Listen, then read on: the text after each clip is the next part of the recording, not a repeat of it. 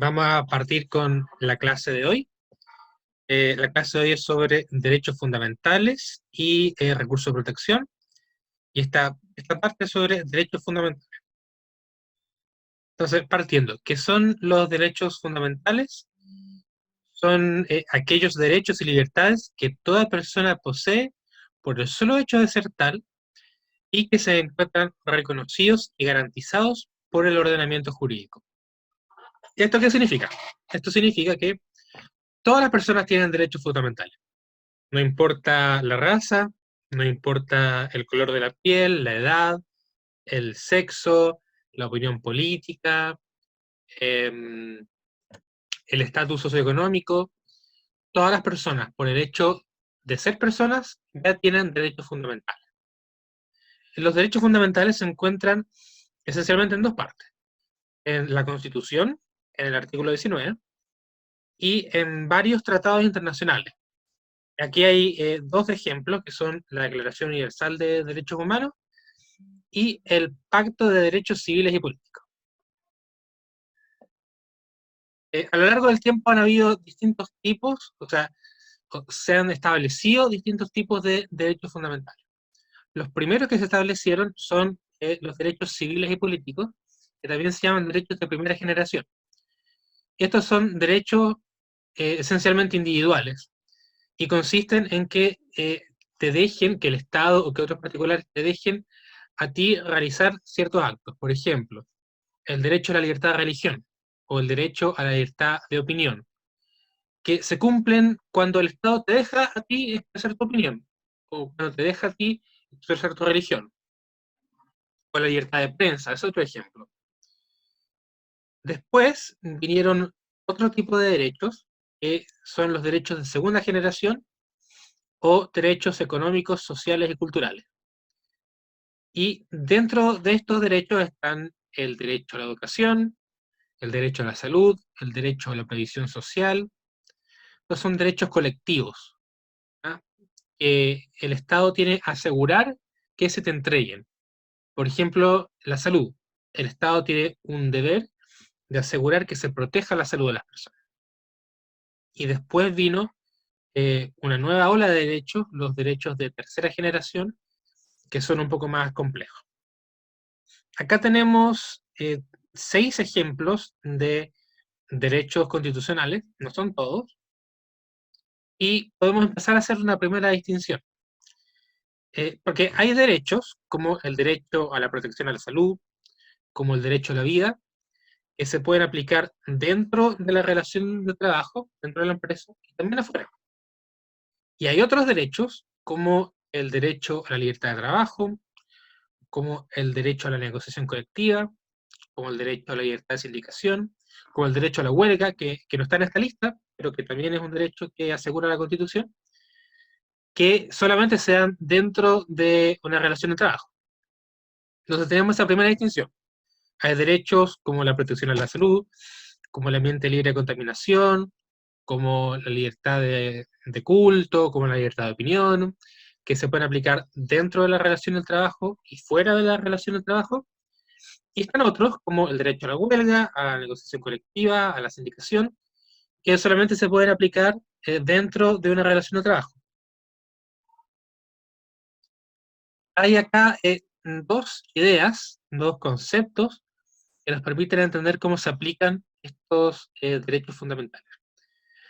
El primero es que los derechos fundamentales tienen un efecto horizontal. Y esto significa que no solamente el Estado está obligado a cumplir con los derechos fundamentales, sino que también todos los otros particulares tienen la obligación de cumplir con los derechos fundamentales. Por lo tanto, el empleador, que es un particular, porque no es el Estado, también tiene la obligación de cumplir y de respetar los derechos fundamentales. Después viene este otro concepto, que es el de ciudadanía en la empresa. Y este concepto expresa que los derechos fundamentales son válidos fuera de la empresa, fuera de la relación de trabajo, pero también dentro de la relación de trabajo. Entonces nos tenemos que quedar con estas dos ideas, ¿no? En primer lugar, que uno puede exigirle al empleador, porque es un particular, que cumpla con los derechos fundamentales, y también que los derechos fundamentales se aplican no solamente fuera de la empresa, sino que también dentro de la empresa.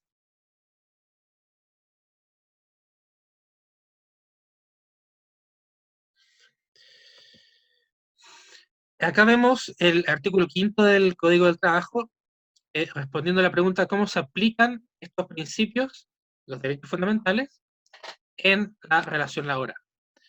Y el artículo dice, el ejercicio de las facultades que la ley le reconoce al empleador tiene como límite el respeto a las garantías constitucionales de los trabajadores, en especial cuando pudieran afectar la intimidad, la vida privada o la honra de estos. ¿Qué quiere decir? Quiere decir que la ley entiende que el empleador tiene una facultad de dirección en el trabajo, ¿no es cierto? El empleador puede establecer turnos, puede establecer funciones de trabajo, puede establecer protocolos, puede establecer un montón de cosas. Pero las cosas que el empleador decide no pueden nunca violar los derechos fundamentales de los trabajadores. ¿Y eso por qué? Porque como veíamos, los derechos fundamentales son horizontales, o sea, el empleador los tiene que cumplir, y además, como ya está ciudadanía en la empresa, eh, los derechos fundamentales se cumplen también dentro de la empresa, no solamente fuera. Acá viene una cuestión quizás un poco más complicada, que es el juicio de ponderación. Y para partir acá hay que distinguir que en el derecho una cosa son normas y otra cosa distinta son principios. ¿Ya? Las normas, por una parte, son muy claras. Por ejemplo, una norma es que los trabajadores no pueden trabajar más de 45 horas a la semana. Eso es una norma.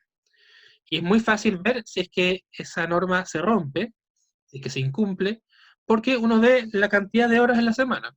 Y si es que un trabajador trabajó 46 horas, al tiro vemos que se rompió esa norma. ¿Ah? Es muy fácil. Es casi matemático, no hay que hacer un análisis mayor.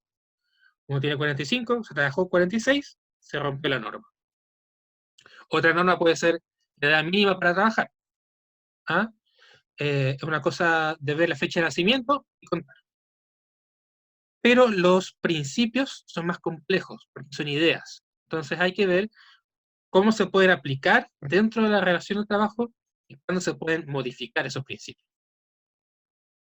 Los derechos, en su forma más abstracta, serían principios. Para ver cómo se aplican los principios dentro de una relación de trabajo, hay tres pasos. Primero, la idoneidad, ver la idoneidad de la medida, después ver la necesidad y después ver la proporcionalidad. Yo sé que esto es un poco complicado, pero con el próximo ejemplo creo que queda más claro. Este es un caso, ¿no es cierto? Empresa Sofocar Logística S.A. implementa sistema de escáner corporal EQO. Y se argumenta por parte del empleador, por parte de la empresa Sofocar Logística S.A., que este sistema es necesario para evitar los robos y es inofensivo para la salud de los trabajadores.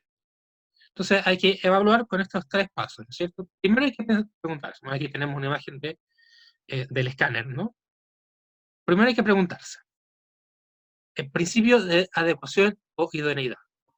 Esta medida, poner un escáner, ¿cumple con su objetivo? ¿Hace el lugar más seguro? ¿Evita los robos? Eso hay que preguntarse primero. Porque si no los evita no tiene sentido. Violar la privacidad o la honra de los trabajadores por poner este sistema de escáner. Primero hay que preguntarse si es que sirve para el objetivo de la seguridad. Después hay que preguntarse, el principio de necesidad, ¿es necesario o puede haber otra forma mejor? Quizás hay otro medio que evita los robos, evita que trae una mayor seguridad y que no vulnera la intimidad o la privacidad de los trabajadores. Hay que ver entonces si hay otra forma de solucionar este problema sin que se violen los derechos. Y después hay que analizar este principio de proporcionalidad en sentido estricto. ¿Y esto qué quiere decir? Quiere decir si realmente vale la pena. Es como poner las cosas en una balanza. ¿Vale la pena aumentar la seguridad pero disminuir la intimidad y la privacidad de los trabajadores. Hay que hacer ese juego, ese análisis. Entonces, primero hay que ver si es que la medida de poner, en este caso, un escáner, cumple con el fin de la seguridad, después ver si ese fin de seguridad podría lograrse por otro medio mejor, y ver si es que vale la pena vulnerar la privacidad en pos de la seguridad. Ya, ¿cómo se hacen valer los derechos fundamentales? Hay dos formas de hacer valer los derechos fundamentales. Una podría ser mediante un procedimiento administrativo, una denuncia administrativa ante la inspección del trabajo. La inspección del trabajo, recordemos, tiene este deber de hacer cumplir la ley en una relación particular entre trabajador y empleador, de hacer cumplir, de supervisar que se estén llevando a cabo el respeto a los derechos fundamentales y lo que se ha establecido en el contrato colectivo o en el contrato individual, dependiendo de la situación. Es una vía, la vía de la inspección de trabajo. Otra vía es el procedimiento judicial, la denuncia judicial ante tribunales de trabajo. Y en estos tribunales se puede interponer lo que se denomina procedimiento de tutela de derechos fundamentales. Acá tenemos una serie de ejemplos de posibles vulneraciones a derechos fundamentales. Por ejemplo, cuando hay discriminación, cuando hay acoso, cuando hay prácticas antisindicales, en general cuando se violan los derechos constitucionales. Acá una cosa que se me olvidó mencionar frente a los derechos constitucionales es que, claro, como decíamos, están los derechos específicos que solamente existen dentro de una relación de trabajo, como el derecho a la huelga, a la sindicalización, y están derechos inespecíficos que pueden aplicarse dentro de una relación de trabajo y también fuera de una relación de trabajo. Pero una cosa importante que hay que tener en cuenta es que la Constitución actual pone ciertos límites para los derechos, eh, bueno, para muchos derechos, pero también para derechos dentro de la relación de trabajo. Por ejemplo, la Constitución en ciertos casos prohíbe la huelga, ¿ah? O prohíbe la negociación colectiva, cuando se tratan de ciertos servicios esenciales para el país o servicios públicos. Entonces establece ciertos límites. Acá tenemos dos ejemplos que pueden ayudar para que entiendan mejor este sistema de análisis de adecuación, necesidad y proporcionalidad. El primer ejemplo. En una empresa hay un sistema de vigilancia en el trabajo para ver si es que hay posesión de alcohol o drogas, ¿no es cierto? En otra empresa hay un control de correos electrónicos enviados y recibidos por el trabajador, un control del empleador que revisa los correos que envía y recibe el trabajador. Vamos viendo. En el tema de los correos electrónicos, tomando este caso, habría que ver, según lo que veíamos, primero la adecuación o idoneidad. Es decir, ¿es necesario que el empleador controle los correos del trabajador? ¿Para qué los quiere controlar? Quizás para tener más acceso a la información de la empresa. Pero controlar los correos efectivamente permite que tenga más acceso. Hay que hacerse primero esa pregunta. Pues ver la necesidad del control de los correos. Por ejemplo, hay que preguntarse, ¿el empleador podría tener otra forma de acceder a esa información? ¿Una forma que no vulnere la privacidad o la intimidad de la persona? Esa es una pregunta que hay que hacerse. Y la tercera pregunta es ¿qué suma más? ¿No? Hacer este balance. ¿Qué suma más? ¿Sí? ¿El acceso a la información del empleador o la privacidad del trabajador? Hay que hacer esa ecuación, digamos, de alguna forma. El otro caso, el sistema de vigilancia en el trabajo. Aquí hay dos supuestos, ¿no es cierto? Primero, un sistema de televigilancia, si es que hay un sistema de cámaras en la empresa. Y hay que hacer este mismo análisis. Primero, ver el principio de adecuación. ¿Para qué se quiere tener cámaras? ¿Para qué se quiere tener televigilancia? ¿Qué es lo que se quiere lograr? ¿Mayor seguridad?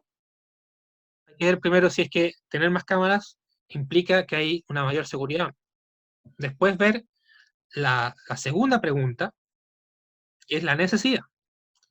¿Es necesario que haya cámaras?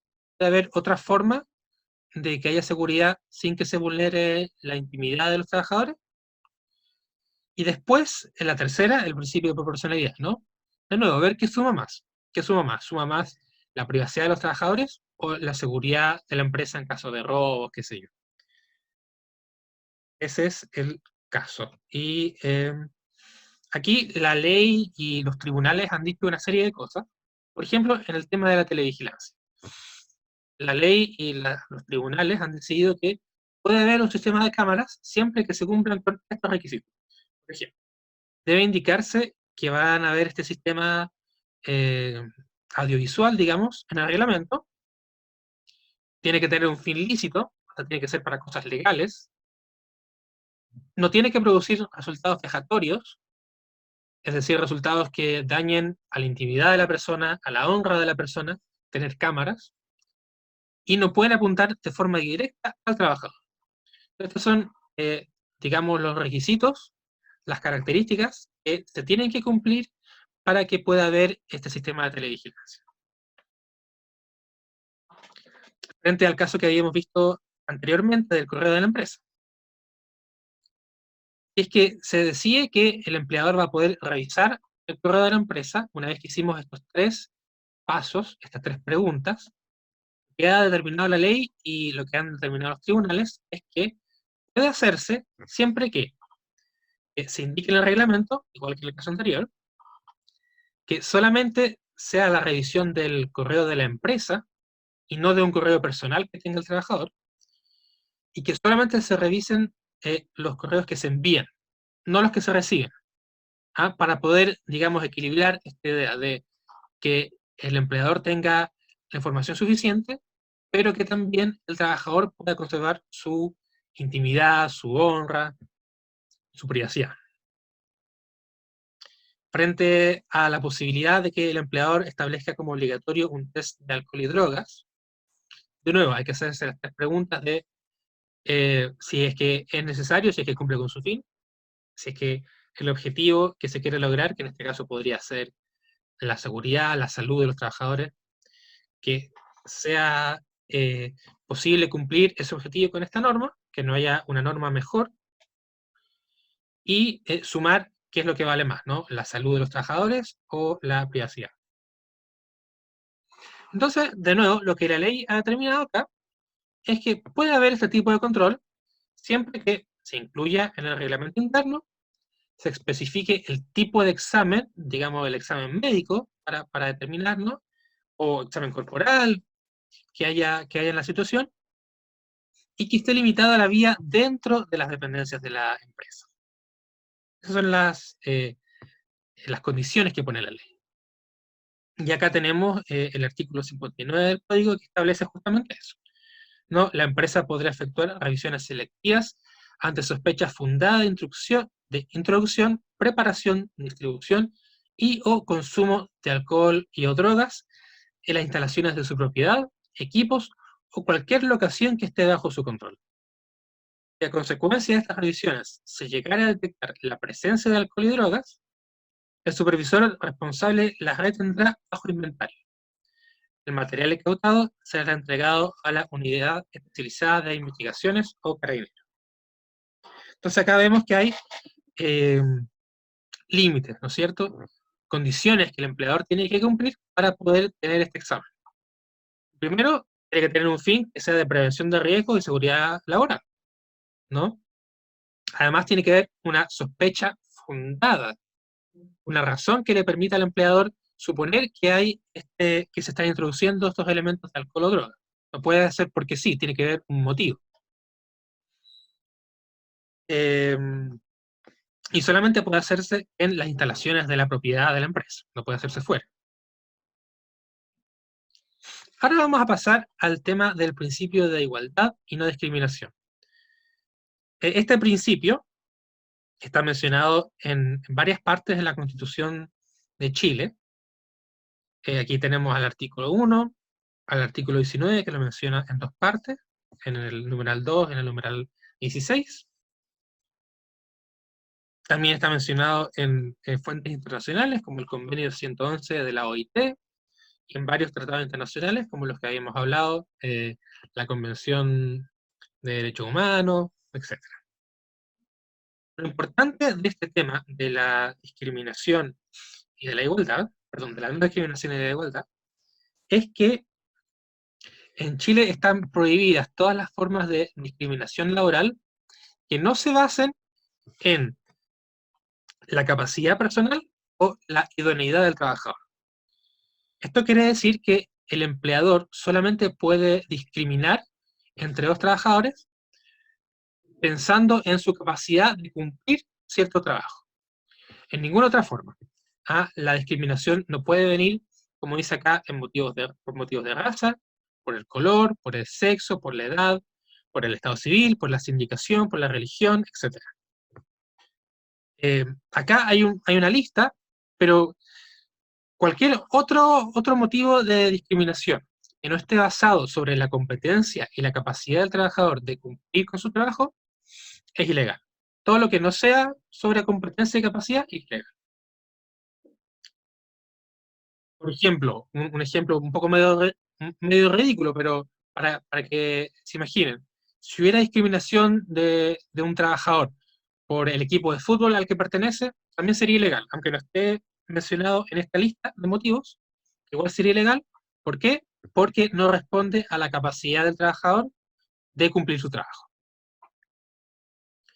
Una cosa importante que hay que notar también es que la Constitución misma igual pone ciertas excepciones a este principio de no discriminación. Por ejemplo, la edad. Eh, los trabajadores solamente pueden tener cierta edad, no pueden ser menores. O la nacionalidad. Hay ciertos límites para las empresas de tener cierta proporción de trabajadores extranjeros. Estas son excepciones a la regla general, que es prohibir todo tipo de discriminación, salvo que, como decíamos, se base sobre la capacidad o la idoneidad personal del trabajador. Acá tenemos lo que decíamos: existe un acto discriminatorio cuando hay una diferenciación entre los trabajadores, cuando se hacen motivos de raza, sexo, edad, estado civil, etc., o cualquier otra motivación que no se base en la capacidad o idoneidad personal, y que esta situación se produzca como resultado de una desigualdad del trato entre los dos trabajadores.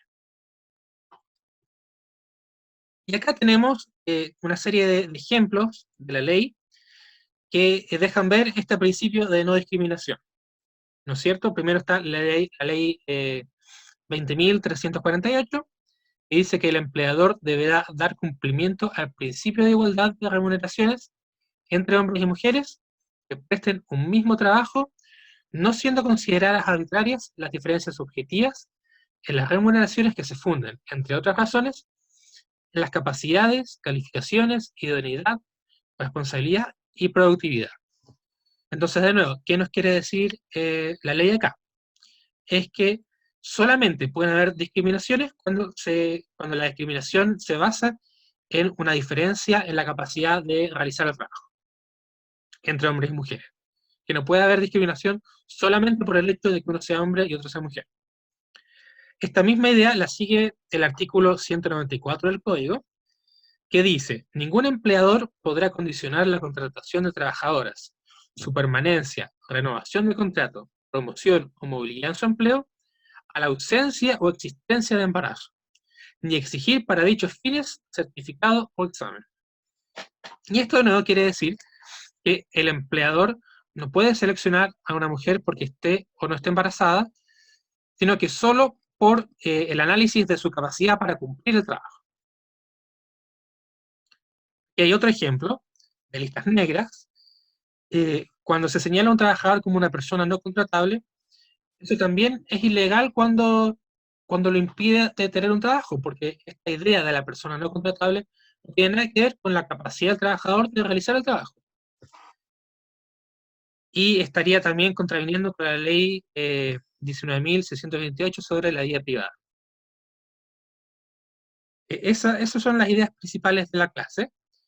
Entonces, resumiendo, lo esencial es que los derechos fundamentales son universales, son para todas las personas, que se encuentran en la Constitución y en tratados internacionales.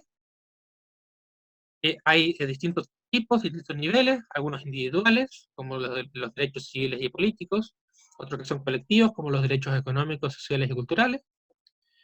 Aquí tenemos una lista de ejemplos de derechos, que los derechos son horizontales, porque se pueden aplicar para los particulares también, como el empleador, que se pueden aplicar dentro de la empresa, como dice esta idea de ciudadanía en la empresa, que la capacidad del empleador de tomar decisiones y de dar órdenes está limitada por estos principios, porque tiene efecto horizontal y se aplican dentro de la empresa. Veíamos este análisis que hay que hacer cuando uno se pregunta cómo aplicar el principio, cómo aplicar el derecho en una situación particular. Primero hay que preguntarse, ya, se está vulnerando un derecho. Veamos, la medida que está vulnerando el derecho, ¿cumple un fin? Este fin podría cumplirse de otra forma, principio de necesidad, y ¿qué vale más, cumplir este fin o vulnerar el derecho? Aquí veíamos que se hace valer su vulneración, su violación, frente a un ente administrativo, como es la inspección del trabajo, o un ente judicial, como serían los tribunales. Veíamos este ejemplo de actos que violan derechos, como la discriminación, el acoso, etc. Veíamos casos donde hay que analizar, según estas tres etapas de violaciones de derechos, el caso de televigilancia, el caso de correos electrónicos, el caso de test de alcohol y drogas, y lo que ha dicho la ley y lo que han dicho los tribunales sobre estos tres casos, cuándo se puede, cuándo no se puede, para así asegurar este equilibrio, ¿no es cierto?, entre conseguir un fin, como puede ser la seguridad, como puede ser tener la información, y que no se vulneren los derechos de los trabajadores. Hacer este equilibrio. Veamos los ejemplos y la idea de igualdad y no discriminación, y acá de nuevo lo central es que todos los actos de discriminación que no nazcan sobre la capacidad del trabajador de realizar su tarea son ilegales. Perfecto, esa fue la primera, no sé el orden, ese fue un trozo de la clase sobre derechos fundamentales. Después de la clase vamos a responder preguntas. Hola, amigas y amigos de la Escuela Sindical. Soy Alonso García. Voy a hacer la segunda parte de esta clase de Derechos Fundamentales, que va a estar enfocada en el estado de emergencia. Como saben, las consultas que quieran hacer acerca de las distintas cuestiones que puedan verse en esta clase van a ser respondidas después de este video. Pero yo también tengo una consulta para ustedes y esperemos de que podamos tener alguna respuesta, o los que ya tienen puedan ir complementando sus ideas a través de esta pregunta. ¿Cómo está respondiendo el modelo normativo, el derecho del trabajo y a la seguridad social en esta pandemia? ¿Cómo se cautela el derecho a la vida, a la integridad física y psíquica de las y los trabajadores? Comencemos. En primer lugar, tenemos que hablar de la protección a la salud. Pero, ¿qué es salud? ¿Cierto? Bueno, tenemos que la salud es un completo estado de bienestar físico, mental y social, según la OMS. Y no es solamente la ausencia de afecciones o enfermedades. Aquí ya tenemos que atender a de que en la salud también se pueden incluir ciertas condiciones o aspectos que no están directamente relacionados, pero que sí lo condicionan, como por ejemplo el derecho al agua potable, una vivienda adecuada, un derecho a un medio ambiente libre de contaminación. Incluso entendiendo la salud de esta forma, nos damos cuenta de que la salud no es simplemente no estar enfermo. Es un estado constante que hay que mantener, un estado de bienestar y que es necesario proteger. Este derecho a la salud está garantizado en tanto a nivel de nuestra Constitución, de nuestras propias leyes, pero también a nivel internacional. Y ahí destaca el Pacto Internacional de Derechos Económicos, Sociales y Culturales, que en su artículo 12 le, le hace una obligación a los Estados partes de que tienen que reconocer el derecho de toda persona al disfrute del más alto nivel posible de salud física y mental. Ahí mismo, dispone de distintas medidas de las que muchas tienen relación con las y los trabajadores.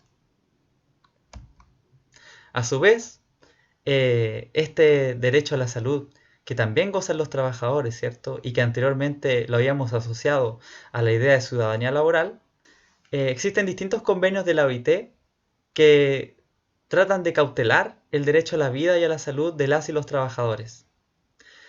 En ese sentido, tenemos el convenio número 187, ratificado por Chile, el convenio número 161, ratificado también por Chile, pero también tenemos uno que no está ratificado, que justamente es uno de los más exigentes y de los más completos, que no solamente establece obligaciones para los empleadores, sino también establece obligaciones para los estados. Sin embargo, este convenio no está ratificado. Ahora, existe también esta idea de lo que es trabajo saludable, que está definido por la OMS, y en el que se señala que trabajo saludable es aquel en el que existe la aplicación de un proceso de mejora continua para proteger y promover la salud, la seguridad y el bienestar de todos los trabajadores y la sostenibilidad del lugar de trabajo, teniendo en cuenta el entorno físico, el entorno psicosocial, lo que incluye la organización del trabajo y la cultura laboral, los recursos de salud personal en el trabajo y la participación en la comunidad para mejorar la salud de los trabajadores, familias y miembros de dicha comunidad. Como podemos atender, este es un concepto amplio y todo lo que hemos señalado a nivel internacional de derecho a la salud y en el fondo también derecho a la vida, a la integridad física y psíquica de los y las trabajadoras es el marco por el cual se deberían organizar internamente estos derechos a través del derecho del trabajo y a la seguridad social.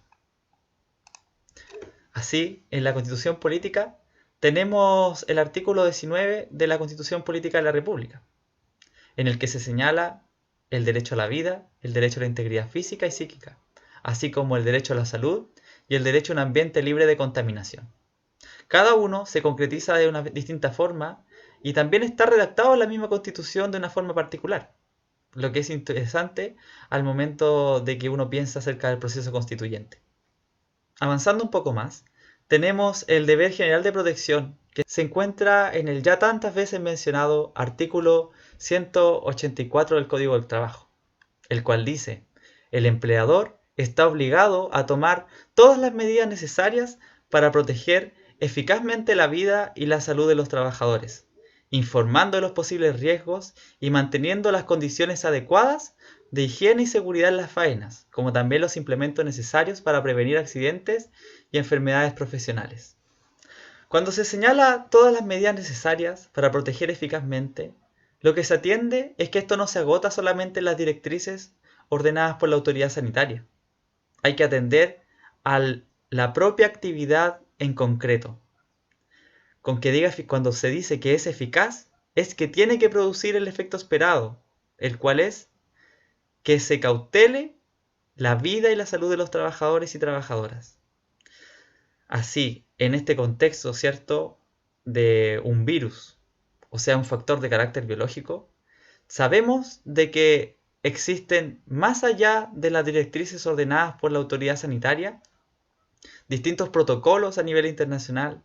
Existen equipos, a veces en las empresas o bien en las mutualidades, que pueden atender de cuáles son las mejores maneras para prevenir el contagio de los distintos trabajadores y trabajadoras.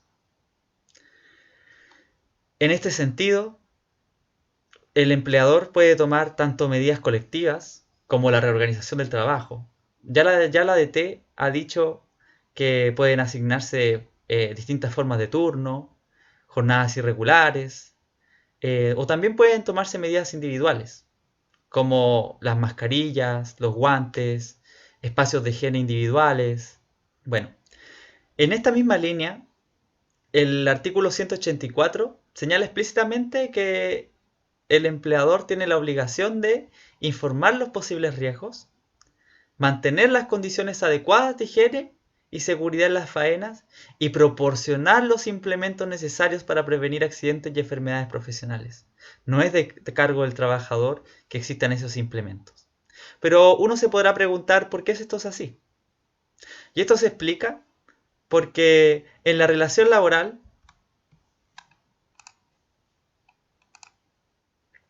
esto se explica porque en la relación laboral lo que sucede es que una voluntad se subordina a la otra. Es decir, el derecho del trabajo le reconoce al empleador algo que se llama el poder de dirección, que no es sino el derecho a dirigir y organizar el trabajo en sus aspectos económicos y técnicos.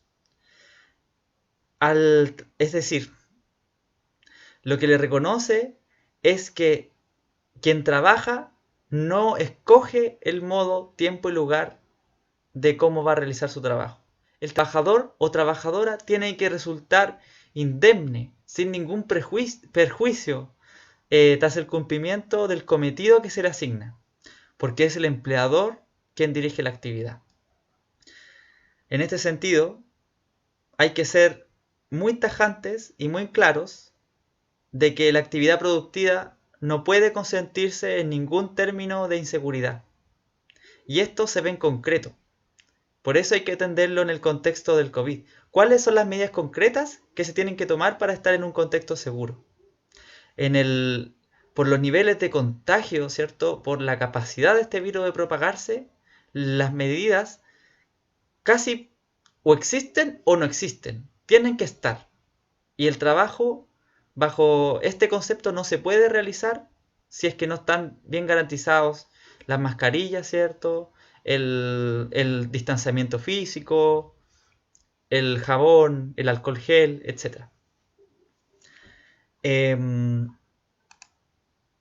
Ya. Este poder de dirección es tan importante y tan amplio que incluso trasciende, por así decirlo, la propia empresa del empleador y se puede y extiende su, por así decir, su velo protector a las empresas contratistas y suministradores de trabajador o trabajadoras. En ese sentido, la empresa principal en el caso de las contratistas o la usuaria en el caso de las suministradoras son responsables directamente de el cumplimiento de las normas de higiene y seguridad. Son responsables principalmente de cautelar eficazmente la vida y la salud de las y los trabajadores, en conjunto obviamente con las empresas a las que están directamente relacionadas las y los trabajadores. En el caso del teletrabajo, ¿cierto? También podemos hablar de que tienen sus propios riesgos, pero aquí también existe un deber de protección, porque tenemos que entender de que el teletrabajo es como, en la mayoría de los casos, ¿cierto? Cuando se realiza en el domicilio, es como que si la oficina del trabajador o trabajadora se trasladara a la casa. Y por lo mismo, se tienen que garantizar el derecho a la salud y a la vida. Por ejemplo, prevenir las enfermedades profesionales que pueden ocurrir ya sea porque los espacios no son los mejores, porque han estado demasiado tiempo sentados o sentadas. Tienen que entregarse también medidas de prevención y informaciones para que el teletrabajo también sea un teletrabajo seguro.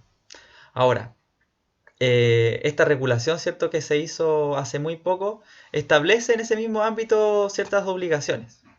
El problema sí que podríamos señalar en cuanto a su fiscalización. Ahí ya lo vamos a desarrollar posteriormente. Bueno, no sacamos nada, obviamente, diciendo de que existe este deber de protección, si no existe una forma de que se garantice o controle. Tenemos que al interior de la empresa, ¿cierto?, el primer obligado o obligada es el empresario, que tiene distintos medios técnicos para poder controlar y garantizar el derecho a la vida y a la salud. Por ejemplo, a través del reglamento interno de higiene y seguridad, donde tienen que colocarse la forma en que se realizan ciertos trabajos o en coordinación con las mutuales de seguridad, con el Departamento de Prevención de Riesgos, con los comités paritarios. Ahora bien, las mutuales de seguridad han tenido, por así decirlo, cierta labor deficiente. También son instituciones que se han visto un poco sobrepasadas. Son instituciones que han colocado muchas veces problemas actualmente por temas de testeos de coronavirus, están un poco retrasadas.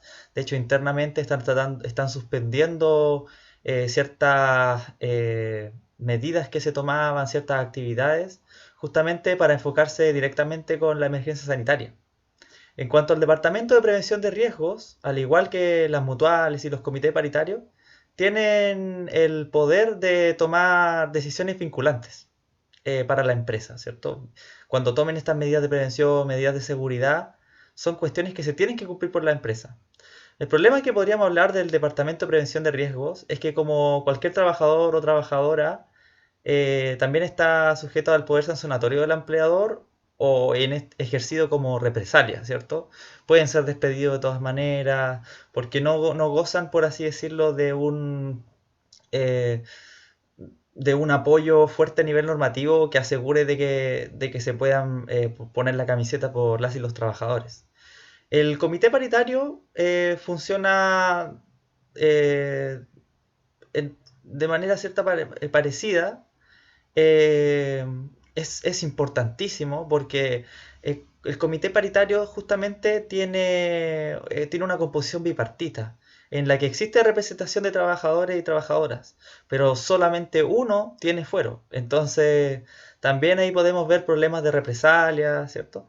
Pero tiene amplias facultades como para poder investigar, vigilar, ¿cierto? Que se estén cumpliendo las medidas, asesorar, proponer medidas que tienen que ser tomadas con mayoría absoluta. O sea que si la empresa está alineada contra lo que pueden decir los y las trabajadoras, ahí hay un problema, ¿cierto? Al momento de tomar decisiones. Eh, pero pero pueden tener una labor importantísima al nivel de esta emergencia sanitaria. Una cosa respecto a las mutuales, ¿cierto? Eh, la Superintendencia de Seguridad Social les está permitiendo actualmente poder usar fondos de prevención para poder entregar implementos a las empresas.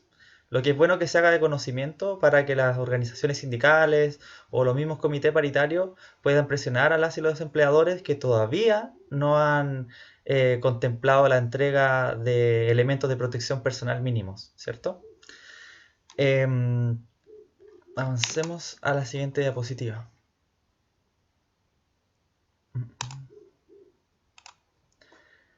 Ya. Ahora, tenemos cierto, habíamos comentado un poco estas instituciones que actúan en coordinación con la empresa, como podría ser el Departamento de Prevención de Riesgos, ¿cierto? En los casos en que esté establecido, que por ley es para aquellas empresas que existen más de 100 trabajadores, o los comités paritarios que son para más de 25 de una empresa con más de 25 trabajadores o trabajadoras. Eh, pero a nivel del trabajo en general, quien está encargada de fiscalizar del cumplimiento de estas medidas de protección, de prevención, ¿cierto? Son las secretarías regionales ministeriales, tanto a nivel del sector público como a nivel privado. En estas secretarías regionales ministeriales siempre han tenido unas potestades poderosas. Por ejemplo, de prohibir el funcionamiento en aquellos lugares o faenas en que no estén garantizadas ciertas medidas y esté puesta en riesgo la vida y salud de las y los trabajadores. Lo que se vio reforzado por los decretos que han salido en la emergencia sanitaria. Así también pueden ordenar el uso obligatorio de implementos de protección, pero este ordenar, como habíamos mencionado un poco antes, no es tan necesario en tanto el deber de protección es mucho más amplio de lo que diga la autoridad sanitaria. ¿Ya? Un poco hilándolo con lo anterior, que una cosa que se me pasó, lo importante también de lo que podría ser un trabajo de comité paritario en coordinación con mutuales y prevención de riesgo es entender, ¿cierto?, que en cada actividad pueden haber riesgos concretos. Por ejemplo, a nivel de transporte, es muy distinto a quienes están en una oficina, ¿cierto? Sin contacto con público, o las medidas que se tomen a nivel de salud son distintas también de las que puedan estar tomando, no sé, gente del casino o gente que está trabajando como personal de aseo.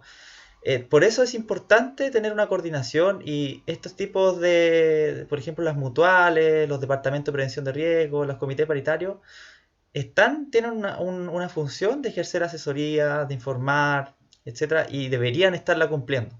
¿Ya?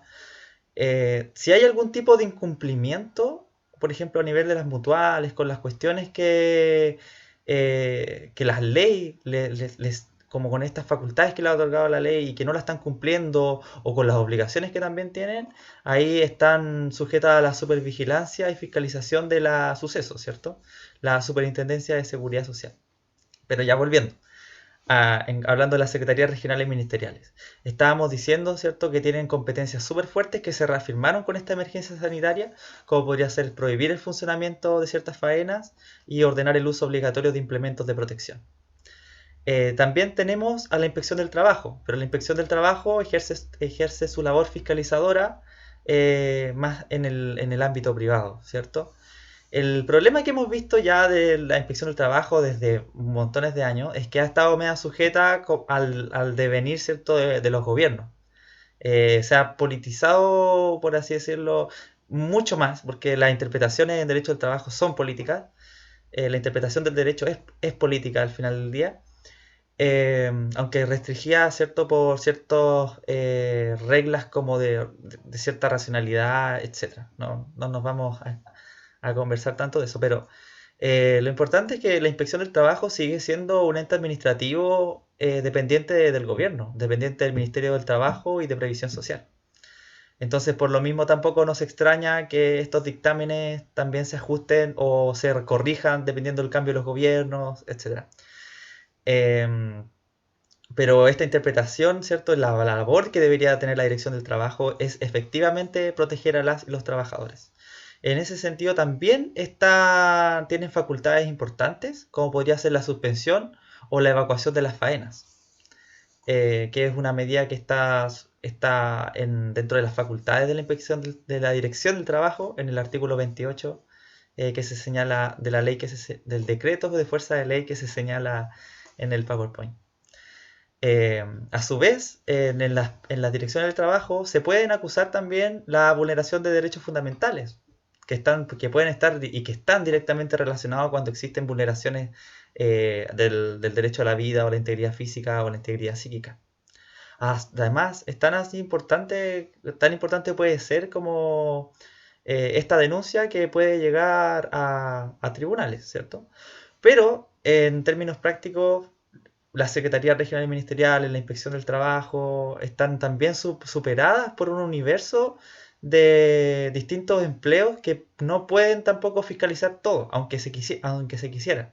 Y eso es una de las deficiencias que tenemos, que tiene nuestro modelo normativo, ¿cierto?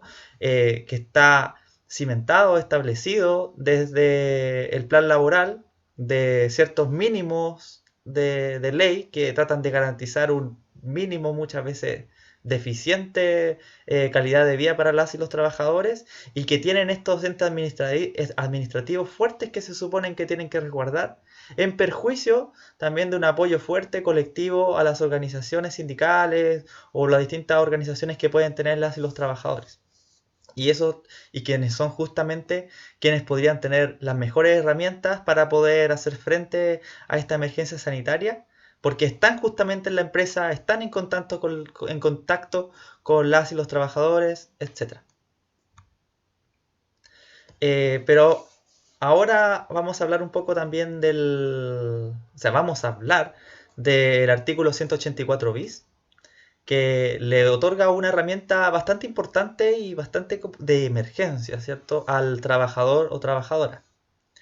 Dice este artículo que cuando en el lugar de trabajo sobrevenga un riesgo grave e inminente para la vida o salud de los trabajadores, el empleador debe informar riesgos, medidas para eliminarlo o atenuarlo, y a su vez debe adoptar medidas para la suspensión inmediata de las faenas afectadas y la evacuación de los trabajadores en caso que el riesgo no se pueda eliminar o atenuar. ¿Cierto? Por ejemplo, está en el mismo casino, se encuentra un foco, un brote de coronavirus. ¿Qué pasaría ahí con la población o sea, con los trabajadores y trabajadoras que están como en el lugar de trabajo, ¿cierto? ¿Acaso este no puede ser un riesgo grave e inminente? Y más considerando que a veces no se cumplen normas mínimas de seguridad, de distanciamiento social.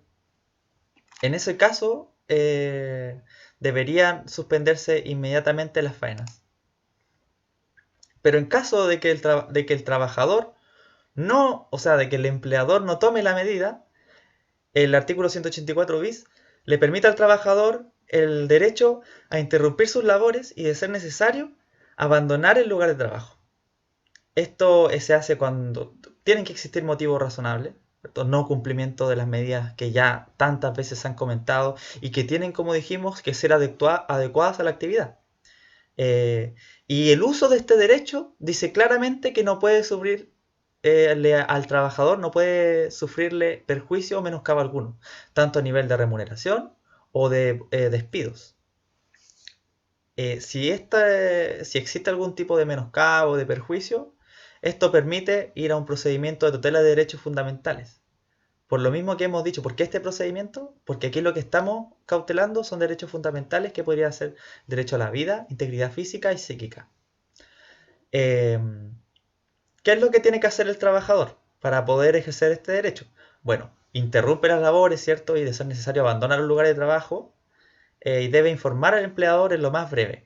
No existe un medio establecido por la ley, entonces puede ser por cualquier medio idóneo, pero ojalá que esté escrito, ¿cierto? Para poder tener constancia. Se sabe que una vez que se ejerce este derecho, el empleador o que se subinterrumpe la faena, el empleador tiene que informar a la inspección del trabajo. Pero nosotros aconsejamos de que el trabajador informe también, deje una constancia a la dirección del trabajo por si acaso. En ese sentido, se ha habilitado una casilla electrónica en la página web de la dirección del trabajo para poder hacer constancias virtuales.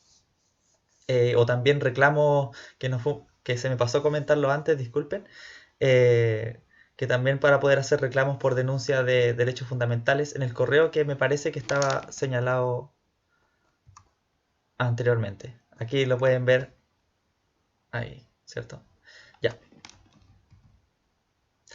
Además, nosotros somos fervorosos creyentes, por así decirlo, que son religiosos, de la organización de la y los trabajadores, porque ahí es justamente donde se puede equilibrar un poco el poder que tiene el empleador, que goza el empleador a través de sus facultades de dirección y su poder sancionatorio. Por eso recomendamos de que tiene que ejercerse colectivamente para poder cuidarse y resguardarse. Esto a nivel individual, ¿cierto? Por eso si los sindicatos quieren más o menos que se ejerza de derecho, pueden establecer una carta donde cada trabajador lo haga individualmente para que no hayan problemas posteriormente. Porque este es un derecho obviamente que puede que deja intranquilo a bastantes empresarios, ¿cierto? Continuando ya de cómo garantizamos y controlamos el derecho a la salud, a la vida, tenemos a la organización sindical. La organización sindical eh, se le ha dotado de cierta representatividad a las y los trabajadores que le permite darles una efectiva protección, ¿cierto? Que ha sido como la historia que ha tenido el fundamento mismo de la organización sindical. Eso les permite representarlos judicialmente o en labores administrativas. Y como tienen este fuero del directorio sindical, están protegidos, están resguardados porque no pueden ser despedidos si no si no se hace el llamado desafuero a través de tribunales de la justicia. Así también se tienen ciertas limitaciones por el artículo 12 del Código del Trabajo. Eh, Y están llamados, si ustedes revisan el artículo 220, para mejorar el sistema de prevención, para, para tomar medidas para los y las trabajadores. Pero sabemos de que el problema nacional con la organización sindical, por el modelo justamente que se ha establecido a nivel país, es que hay poca organización, hay poca fuerza, hay un exceso reglamentario muchas veces a nivel de poder ejercer acciones. Es bastante problemático como esta camisa de fuerza que tienen las organizaciones sindicales y esta falta de protección que se ha dado. Y también el cómo ha habido cierto desencanto de las y los trabajadores en general de confiar en los sindicatos. Por eso también es importante pensar cuál es el sindicato que queremos. Ahora, el problema de organización se ve mucho más grave a nivel privado, porque sabemos que también en el sector privado ya han habido organizaciones importantes que se han mantenido en el tiempo y son bastante fuertes en comparación. Ah, ya. Bueno, y así también podemos llegar a algunas acciones, las llamamos acciones directas de organizaciones sindicales, que desbordan un poco lo establecido en la ley y como que vuelven a las antiguas prácticas, ¿cierto?, de defensa de los trabajadores, antiguas y actuales prácticas, perdón, donde derechamente deciden paralizar, deciden protestar, porque la vida está en peligro en el fondo. Por ejemplo, acá les dejé uno de tantos casos que han habido, un poco quizás invisibilizados, de cómo unas organizaciones sindicales en la empresa Arauco decidieron paralizar las faenas porque no se estaba tomando las medidas necesarias mínimas, ni siquiera las que estableció la autoridad sanitaria para, para poder cuidarse del virus. Y eso definió finalmente la paralización del proyecto MAPA, ¿cierto? De modernización y ampliación de la planta Arauco. Esto le permitió tener una reunión con la empresa y poder tomar así, sentar a la empresa en la mesa. Sabemos que muchas veces son gente bastante orgullosa y que no, bueno, uno puede hablar de todos y todas, pero en general el estereotipo de los empresarios chilenos es bastante patronal, por más que hayan algunos intentos de lavado de imagen. Bueno, ¿qué pasó? De posterior a esto vamos a hacer un seguimiento porque esto nos lleva en correlación a cuál es la labor de los tribunales de justicia. Porque justamente unos días después de esta acción directa se empezó a accionar en tribunales en procedimiento de tutela de derechos fundamentales. Ojo que entre medio de esta acción de tutela se suspende también por parte de la Ceremi una faena. Me parece que era la planta Orcones, en la que justamente hubo un brote a nivel del casino de funcionarios de Sodexo, en el que, bueno, dejó la escoba, el sindicato denunció en la Ceremi y ya teniendo este correlato anterior de paralización, se suspende la faena, se tienen que tomar medidas, etcétera. Pero ¿qué pasó? ¿Por qué decidieron el sindicato Paneles Arauco, por qué decidió denunciar ante tribunales de justicia? Porque no se cumplieron justamente las medidas que se habían tomado en una reunión anterior y que eran medidas que debería estar tomando el empleador de por sí. ¿Por qué en tutela de derechos fundamentales? Y aquí tenemos el problema de que en este contexto de crisis, ¿cierto? Se ha dejado desprotegido al trabajador o a la trabajadora en el modelo en el que estamos actualmente. Porque no ha habido, ya sabemos que este gobierno autoritario no ha decidido dar voz a organizaciones sociales, ni sindicales, ni políticas, ni nada. Eh, y todos los problemas que existen y como que la solución es judicializar. No, demanden.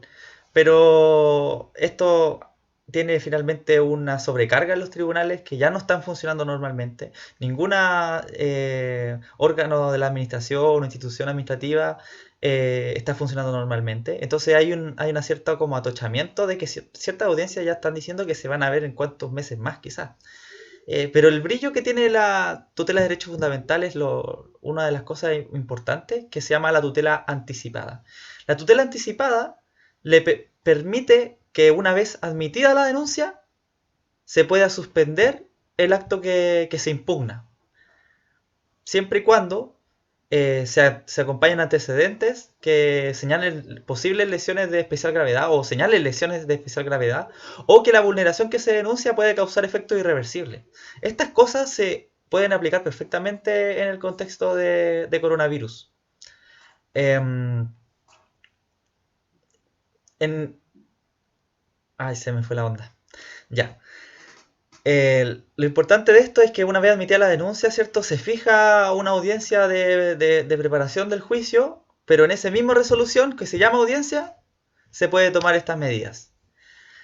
Y por ejemplo, en este caso, que aquí les dejo el rol por si quieren revisarlo, se enuncia que estuvieron esta reunión, ¿cierto? Que se iban a tomar medidas por la empresa de Arauco. Finalmente no se cumplen o no se cumplen como tienen que cumplirse, y se denuncia el 25 de marzo. Ya para el 26 de marzo, como este es una potestad cautelar de proteger derechos fundamentales, derechamente, eh, dice derechamente que se suspende la obligación de los trabajadores afiliados al sindicato de concurrir a las faenas productivas sin menoscabo de sus remuneraciones. Y eso es bastante relevante. Esto ya ha dado cuenta un poco también cómo ha sido la labor de los tribunales laborales a nivel de proteger a las y los trabajadores cuando las entidades administrativas andan como a media tinta, aunque muchas veces después tienen problemas como a nivel superior. Pero eso ya es otro cuento, ¿cierto? Acompañaron aquí distintos pruebas, ¿cierto? Porque es necesario tener un juicio, cuando uno va a levantar un juicio, más o menos darle el convencimiento al tribunal. Y lo que acusaron fue no implementación de las medidas acordadas, no entrega de mascarilla o guantes, falta de casilleros separados, falta de toma de temperatura, no sanitización de los buses, ni disminución de pasajeros, no dispensadores de jabón, cuestiones que son necesarias para la gravedad de este virus, que si bien puede atacar a la gente de distintas maneras, hay gente que no le va a pasar nada, pero que puede contagiar de una forma importante. Bueno, además, señaló que se tenían que determinar medidas concretas y específicas de seguridad para asegurar la salud e integridad de los y las trabajadoras, ¿cierto? Además va a tener que hacer un catastro en el que se pueda determinar de los trabajadores afiliados al sindicato de si tienen ciertos factores de riesgo o gravedad, para poder tomar medidas efectivas frente a esa gente, porque esta es una cuestión que tiene que verse en concreto. O sea, hay que reconocer que hay trabajos en que hay gente mayor de edad, hay gente con hipertensión, con problemas respiratorios, no puede dejarse de lado. También se nos está yendo mucho la hora, avancemos un poquito rápido, pero acá tenemos otras sentencias que han salido, están saliendo varias, en la que nuevamente tenemos lo importante, que es que no se haga descuento de remuneraciones, porque aparte de que el 184 bis señala justamente de que se pueden interrumpir las faenas sin menoscabo al trabajador, porque, porque lo que está detrás es que es el empleador que tiene que garantizar que se pueda proteger de los riesgos de cada actividad. No es una responsabilidad del trabajador como para decir, bueno, yo no te entrego la medida de protección, se suspende, pero es tu culpa, no te voy a pagar. ¿Cierto? No tiene no tiene tanto sentido. Y ahí quizá uno podría pensar en la ley de protección al empleo, ¿cierto? Pero bueno. Tenemos esto. También tenemos otras sentencias que le había dejado aquí y les pido disculpas que no las vamos a poder desarrollar, pero también van bajo ese mismo orden de suspensión de funciones sin menoscabo, provisión de elementos eh, de protección personal. Aquí se suspendieron en Punta Arenas las funciones hasta informe de la autoridad sanitaria. Y aquí finalmente les dejo un recurso de protección, porque ya se ha cuestionado un poco de si los funcionarios y funcionarias públicas pueden accionar mediante procedimientos de tutela de derechos fundamentales. Esto ya más o menos estaba establecido que sí podían, pero tenemos a la eh, al Tribunal Constitucional que dijo que no se podía, etcétera. Entonces igual es una cosa que puede estar en discusión y lo que prefirieron acá en el Hospital de Base de Valdivia fue establecer un recurso de protección.